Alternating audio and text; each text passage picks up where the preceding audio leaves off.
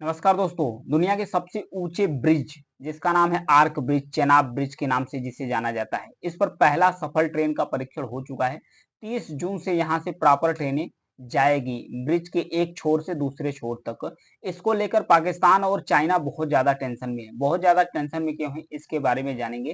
Social media x पर भारत के जो रेल मंत्री हैं अश्विनी वैष्णव, इनके द्वारा पोस्ट किया गया है।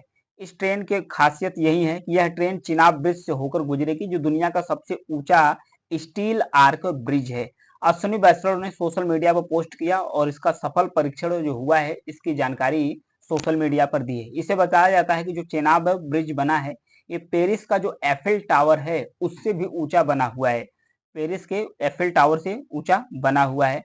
तो इसके बारे में देख लेते हैं थोड़ी सी और जानकारी। इस ब्रिज की अगर लंबाई की बात किया जाए कि टोटल कितना लंबा है, कितना लंबा इस ब्रिज को बनाया गया है, तो लंबाई की बात किया जाए तो 1315 किलोमीटर 1315 मीटर लंबा है। अगर इसकी ऊंचाई की बात किया जाए तो नदी तल से, जो नदी का तल है, इससे अगर ऊंचाई की बात किया जाए तो इसकी ऊंचाई 359 मीटर है। वहीं एफिल टावर्स जो पेरिस में है, फ्रांस के पेरिस में स्थित है एफिल टावर, इसकी लंबाई सिर्फ 330 मीटर है। यानी इससे भी बड़ा है, चेनाब रिवर पर बना है। इसे दुनिया का 8वां अजूबा के नाम से जाना जाता है। इसे दुनिया के 8वें अजूबा के नाम से जाना जाता है। इसकी खासियत क्या है, इसकी खासियत के बारे में भी जानने की कोशिश करेंगे। जैसे ही यह ट्रेन सर्विस इस पर शुरू हुई है, पहली ट्रेन सर्विस कहाँ से कहाँ तक शुरू हुई है, इसके बारे में मैप की सहायता से यहाँ पर देखना शुरू करते हैं। यह है रामबन डिस्ट्रिक्ट। रामबन डिस्ट्रिक्ट जम्मू कश्मीर का रामबन डिस्ट्रिक्ट है। यहाँ से रियासी जिले से होकर जो अखनूर है, जम्मू कश्मीर के पास है अखनूर, यहाँ से इसका फर्स्ट जो ट्रेन परीक्षण से वो किया गया है। जो चेनाब रिवर है उस रिवर पर बना हुआ है। इसे काफी ज्यादा महत्वपूर्ण माना जाता है। ये कितना महत्वपूर्ण है, इसके बारे में जानने की कोशिश करते हैं। और सबसे पहले जानेंगे कि इसमें इसकी खासियत क्या है। इसकी खासियत के बारे में थोड़ा सा और जानने की कोशिश करते हैं। इसमें 17 पिलर्स लगे हुए हैं, 17 पिलर्स लगे हुए हैं। यहाँ पर देखिए, जो ये दिख रहा है ना, ये पिलर है, लंबा लंबा ये दिख रहा है, जो ये पिलर है, ऐसे ऐसे 17 पिलर्स है। अगर कितने मटेरियल्स लगे हैं अगर बात किया जाए तो 25,000 मेट्रिक टन कुल स्टील का इस्तेमाल हुआ है इस ब्रिज को बनाने के लिए। इसकी खासियत इतनी तगड़ी बनाएगी, इसकी क्वालिटी इतनी तगड़ी है कि अगर 40 किलोग्राम का अगर आप विस्फोटक इस ब्रिज पर आप डालते हैं तो ये झेल लेगा, आसानी से झेल लेगा। इस पर मतलब किसी प्रकार का विस्फोट नहीं होगा, नहीं क्रैश होगा। जो चिनाब ब्रिज है, 485 मीटर ब्रिज का मेन आर्क स्पैन है। यहाँ पर देखिए 485 मीटर का जो मेन आर्क स्पैन बना हुआ है, 485 मीटर का है। 133 मीटर स्टील पिलर्स की अधिकतम ऊंचाई है। जो पिलर्स की ऊंचाई है अधिकतम 133 मीटर है। 220 किलोमीटर प्रति घंटा की रफ्तार से, चाहे हवा हो आंधी हो, अगर वो चलती है तो इस ब्रिज पर किसी प्रकार का इफेक्ट नहीं पड़ने वाला है, यानी आसानी से उसे झेल सकता है। इसे जो उधमपुर डिस्ट्रिक्ट है, उधमपुर डिस्ट्रिक्ट से लेकर चिनाब रिवर्स पर बनाया गया है। ये गया है श्रीनगर तक। ये कहाँ तक गया है? श्रीनगर तक गया है। इसकी खासियत है। और भी इसकी खासियत के बारे में अगर बात किया जाए तो 20 साल में यह बनकर तैयार हुआ है। इस ब्रिज को कितने सालों में बनाया गया है? 20 साल में। 76 साल, आजादी के 76 साल पूरे हो चुके हैं। उसके बाद भी जो कश्मीर की घाटी है, बर्फबारी के कारण रास्ता बंद हो जाते हैं। वहां पर सिर्फ एक ही रास्ता बचता है वहां पर जाने के लिए, यानी कश्मीर में जाने के लिए सिर्फ एक ही रास्ता बचता है। वो भी है नेशनल हाईवे। जो नेशनल हाईवे 44 है, यानी कि नेशनल हाईवे जो 44 है, सिर्फ यही एक मार्ग बचता है। वो भी जो बर्फबारी होती है तो वो भी रास्ता बैक हो जाता है, यानी बंद हो जाता है। इस पर से जो बर्फ है वो हटाने के बाद ये रास्ता चालू होता है। अब एक दूसरा रास्ता बन गया है, यानी जम्मू को कश्मीर से आसानी से जोड़ा जा सकता है। आसानी से इस ट्रेन से जोड़ा जा सकता है और हर मौसम में, चाहे ट्रेन हो चाहे और भी गाड़ी है, इस ब्रिज की सहायता से आसानी से हर मौसम में पहुंचा जा सकता है।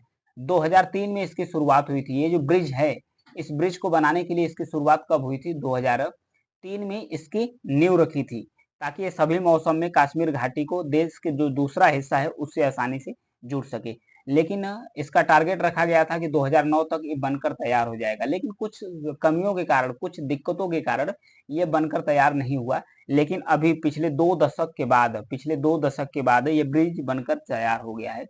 यह ब्रिज 40 किलो का अगर विस्फोटक से अटैक करते हैं, इस ब्रिज पर किसी प्रकार का असर नहीं पड़ने वाला है। अगर भूकंप भी आ जाता है तो भूकंप की अगर इंटेंसिटी यानी कि जो तीव्रता है 8 तीव्रता का भी अगर भूकंप आता है तो भी इस ब्रिज पर किसी प्रकार का इफेक्ट नहीं पड़ने वाला है। 120 सालों के लिए बनाया गया है ये ब्रिज। 120 साल तक कहीं से भी ये ब्रिज हिलने वाला नहीं है। तो आइए जानते हैं कि पाकिस्तान और उसके बाद जो चाइना है वो टेंशन में क्यों है, इसके बारे में एक नजर डालने की कोशिश करते हैं। तो सबसे पहले टेंशन में क्यों है, जो चिनाब ब्रिज बना हुआ है, ध्यान रखिएगा, जो चिनाब ब्रिज बना हुआ है ये जो एलओसी है, एलओसी यानी कि लाइन ऑफ एक्चुअल कंट्रोल से मात्र 64 किलोमीटर दूर है। यानी किसी भी मौसम में चाहे सेना हो, चाहे वेपन हो, चाहे हथियार हो, कोई भी चीज अगर पहुंचाना हो तो आसानी से हर मौसम में बॉर्डर एरिया पर पहुंचाया जा सकता है। वहीं चिनाब ब्रिज से अगर एल की बात किया जाए, L line of actual control की बात किया जाए, जो भारत और चीन के बीच में एक सीमा रेखा खींची गई है, लाइन ऑफ एक्चुअल कंट्रोल, इससे अगर दूरी बात किया जाए तो 900 किलोमीटर दूरी है, 900 किलोमीटर की दूरी बचता है। तो इससे पाकिस्तान और चाइना दोनों ही टेंशन में आ चुका है। टेंशन में इसलिए आ चुका है कि इस ब्रिज, अगर ये ब्रिज है, अगर ये ब्रिज नहीं रहता तो जो अखनूर डिस्ट्रिक्ट है, यहाँ पर देखिए अखनूर डिस्ट्रिक्ट यानी कि जो अखनूर वाला इलाका है ये काफी रिहायशी इलाका है। ये कश्मीर को जम्मू से जोड़ता है, जिसे अखनूर नेक भी के नाम से जाना जाता है, जिसे कश्मीर का चिकन नेक भी कहा जाता है।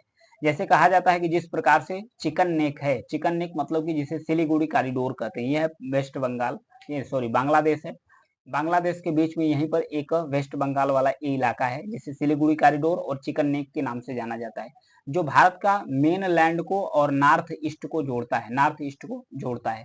इसे कहा जाता है कि अगर चाइना किसी तरीके से अगर भारत का जो सिलीगुड़ी कॉरिडोर यानी कि जो चिकन नेक कॉरिडोर है इस पर कब्जा कर लेता है तो चाइना जब चाहे तब भारत को दो हिस्सों में तोड़ सकता है। यानी भारत का जो नॉर्थ ईस्ट है ये अलग हो जाएगा और भारत का जो सिलीगुड़ी कॉरिडोर यानी कि जो मेनलैंड एरिया है ये कट जाएगा, जबकि ऐसा पॉसिबल है नहीं। भारत कई तरीके से नॉर्थ ईस्ट में पहुंचने के लिए मल्टी मॉडल कलादान जो रोड प्रोजेक्ट है वो भी अपना तैयार कर लिया है और यहाँ पर भी वहाँ चाइना को पहुंचना इतना आसान नहीं है।